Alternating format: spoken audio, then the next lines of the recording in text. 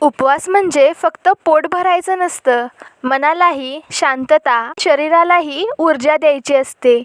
आणि म्हणूनच आज आपण बनवणार आहोत असा एक पारंपरिक उपवासाचा पदार्थ, जो चवीला अप्रतिम, पचायला हलका आणि प्रत्येक घासात समाधान देणारा आहे.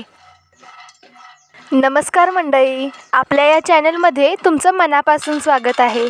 आज आपण बनवणार आहोत उपवासासाठी खास वरीचा भात आणि शेंगदाण्याची आमटी. पण शेंगदाण्याची आमटी आपण थोडी वेगळ्या पद्धतीने बनवणार आहोत, त्यामुळे व्हिडिओ शेवटपर्यंत नक्की बघा. ही रेसिपी इतकी सोपी आहे की अगदी पहिल्यांदाच करणाऱ्यांनाही सहज जमेल.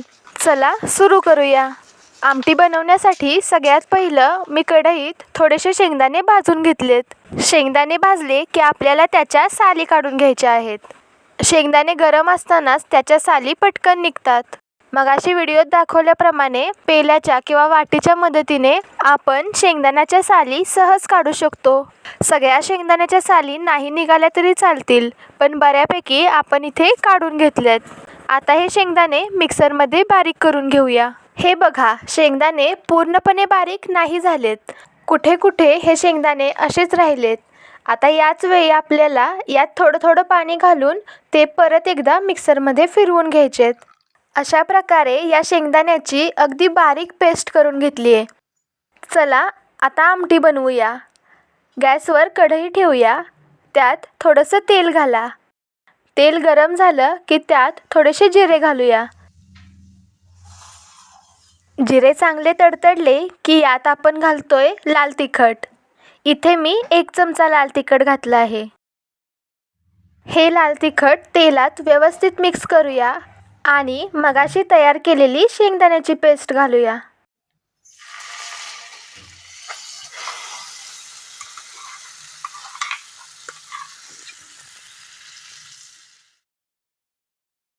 शेंगदाण्याची पेस्ट व्यवस्थित मिक्स करून घ्या. ती थोडीशी भाजली की यात घालणार आहोत गरम पाणी. ही रेसिपी कोणाला तरी उपयोगी पडेल असं वाटत असेल तर हा व्हिडिओ त्यांच्यापर्यंत नक्की पोहोचवा, म्हणजेच इतरांनाही हा व्हिडिओ शेअर करा. गरम पाणी घातल्यानंतर ही पेस्ट विरघळेपर्यंत व्यवस्थित मिक्स करून घेऊया. अशा प्रकारे सतत ढवळत राहा, म्हणजे शेंगदाण्याची पेस्ट व्यवस्थित पाण्यात एकजीव होईल. आपल्या स्वयंपाकघरातल्या अशाच पारंपरिक, सोप्या आणि स्वादिष्ट रेसिपींचा प्रवास तुमच्यासोबत कायम राहावा असं वाटत असेल तर चॅनलला सबस्क्राईब करा आणि आपल्या कुटुंबाचा भाग व्हा. आमटीला थोडीशी उकळी आली की यात घालणार आहोत चवीनुसार मीठ. मी इथे अर्धा चमचा मीठ घातलं आहे. मीठ घातल्यानंतर सगळं मिक्स करून घेऊया. आता यात घालतोय थोडेसे आमसूल. पण जर तुमच्याकडे आमसूल नसेल तर थोडीशी चिंच घातली तरीही चालेल. आता यात घालूया थोडासा गूळ. सगळं एकदा मिक्स करून घेऊया. आणि व्हिडिओ आवडत असतील तर व्हिडिओला एक लाईक नक्की करा. 2-3 मिनटं उकळी आली की आपली ही शेंगदाण्याची आमटी तयार आहे.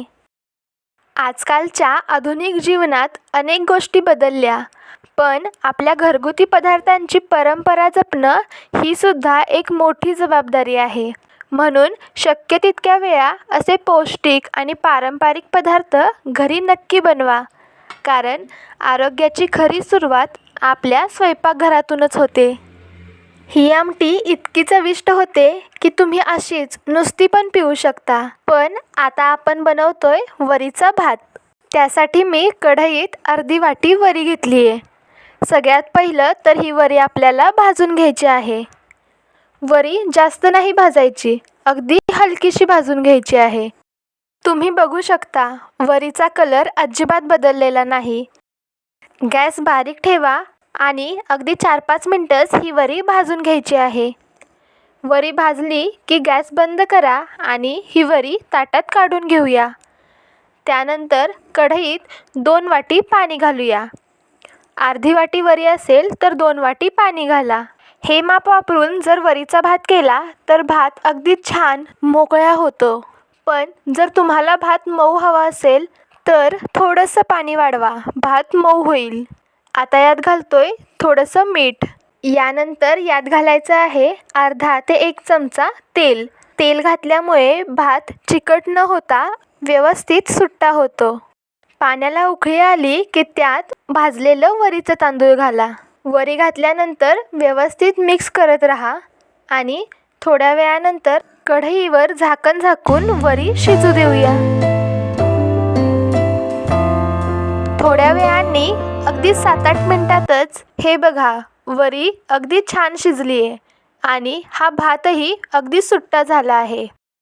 आषाढी एकादशी असो किंवा कोणताही उपवास, हरतालिका, नवरात्र किंवा श्रावणातील उपवास, अशा प्रत्येक दिवशी पटकन बनणारा, पोटभर आणि समाधान देणारा हा पदार्थ नक्की करून बघा.